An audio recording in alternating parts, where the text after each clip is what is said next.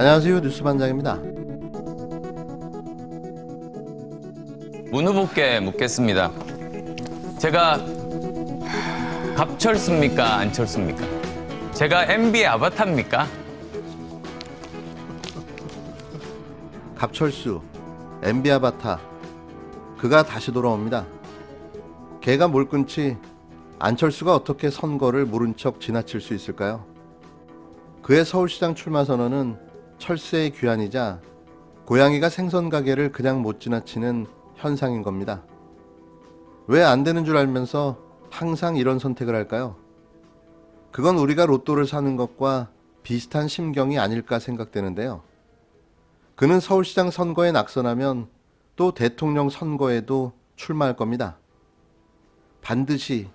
그건 불보듯 너무 뻔한 일인 거죠. 그에게는 대의 명분도 없습니다. 유일하게 실패한 정치 낙제생으로서의 오기이자 고집, 그리고 자신에 대한 확고한 신념 탓인 거죠. 난 할 수 있어. 여태 내가 이루고자 했던 건 다 해왔으니 반드시 이것도 성공할 거야. 하지만 정치는 암기만 잘한다고 성공하는 게 아니죠.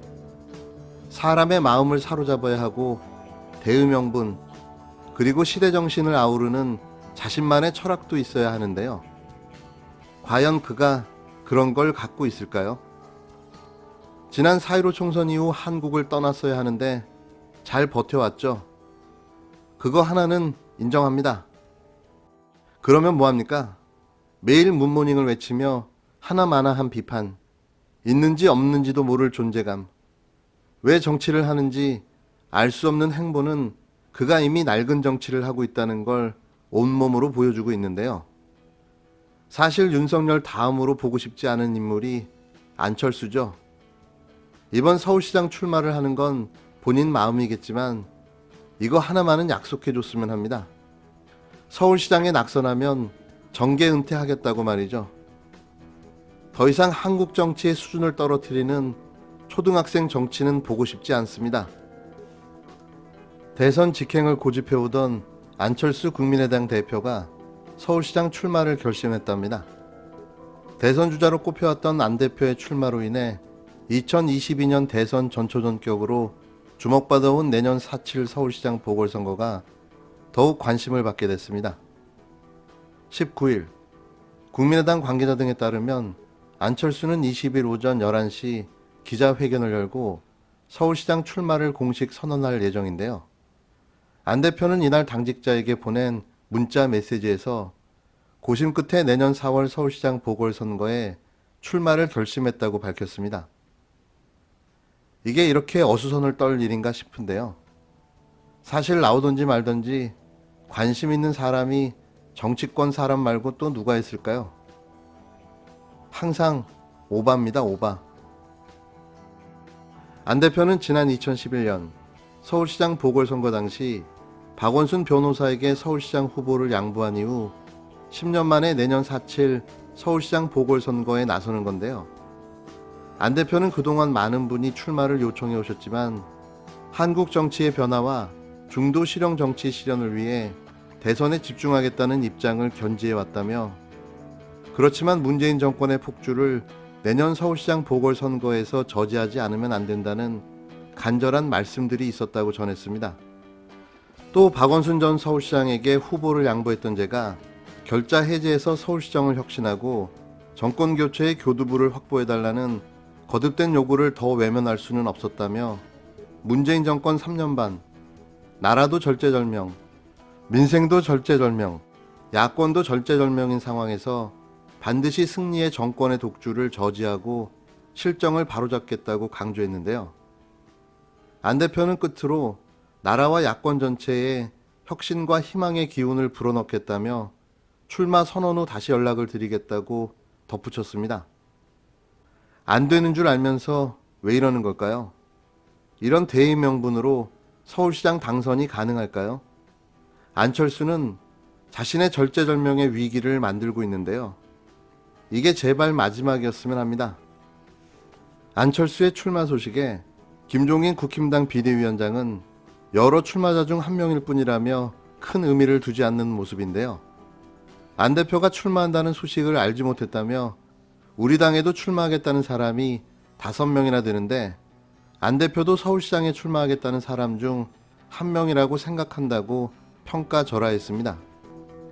안철수의 출마 선언으로 자기들끼리 표를 나눠 먹게 돼 야권 후보자의 당선은 더욱더 요원해졌는데요. 항상 안철수는 저희에게 살신성인을 아끼지 않습니다. 고마워요, 안철수. 코로나 때문에 전시회를 하지 말아야 합니까? 그럼 지금 방역수칙을 철저하게 지키며 전시 중인 전시회들은 다 뭔가요? 대통령의 아들이기 때문에 전시회를 하는 게 문제가 되는 건가요? 문준용 씨는 대통령의 아들이기 전에 대한민국 국민입니다. 그는 여타 국민과 똑같은 권리와 의무를 갖는데요. 그가 전시회를 방역수칙을 철저하게 지켜서 진행한다면 아무런 문제가 될 수가 없는 거죠. 왜 유독 대통령의 아들이라는 이유로 그의 전시가 비판받아야 하는 거죠? 이 비판의 모순은 대체 뭘 근거로 하고 있나요? 문재인 대통령의 아들인 준용 씨가 미디어 아트 작가로 8년 만에 개인전을 열었습니다. 하지만 코로나19 일일 신규자가 연일 1000명 이상 속출하는 위기 상황 속에서 오프라인 전시를 여는 게 적절한지 보수 언론과 경제지, 종편 방송들이 느닷없는 논란을 제기했는데요. 일부 보수 성향 커뮤니티를 중심으로 전시회가 끝나야 사회적 거리두기 3단계로 상향될 것이라는 음모론까지 퍼지고 있습니다. 준용 씨의 개인전 시선 너머 어딘가의 사이는 지난 17일 서울 회원동 금산 갤러리에서 개막했는데요. 이번 전시는 2012년 이후 8년 만에 열리는 개인전으로 오는 23일까지 열립니다. 지금 전시되고 있는 전시회만 수십 개가 열리고 있는데요. 왜 유독 문준용 씨의 전시만을 문제 삼고 나서는 걸까요? 비교를 하려거든 현재 진행 중인 전시회도 모두 같이 비교해야 하는 거 아닙니까? 유튜브 채널 가로세로 연구소는 지난 18일 방송에서 사회적 거리두기 3단계가 23일 이후 될 것이라는 말들이 있다면서 3단계가 되면 대한민국 경제가 완전히 무너지는 것이라고 발언에 논란이 됐는데요. 그러면서 문준용이 23일까지 개인전을 여는데 그 전에 3단계가 되면 전시가 엉망이 된다고 음모론을 제기했습니다. 이어 가세현 측은 금산 갤러리에 대해 문재인 일가의 개인 화랑과 비슷한 느낌이라는 추측성 발언도 서슴지 않았는데요. 이들은 해당 갤러리가 문 대통령 초등학교 동창이 하는 곳인데 문 대통령의 딸 다혜 씨도 이곳에서 큐레이터를 했다는 점을 지적하며 김정숙 여사도 최근 여기서 그림을 샀다는 소문이 있다고 주장했습니다. 뭐 가세연의 음모론이죠.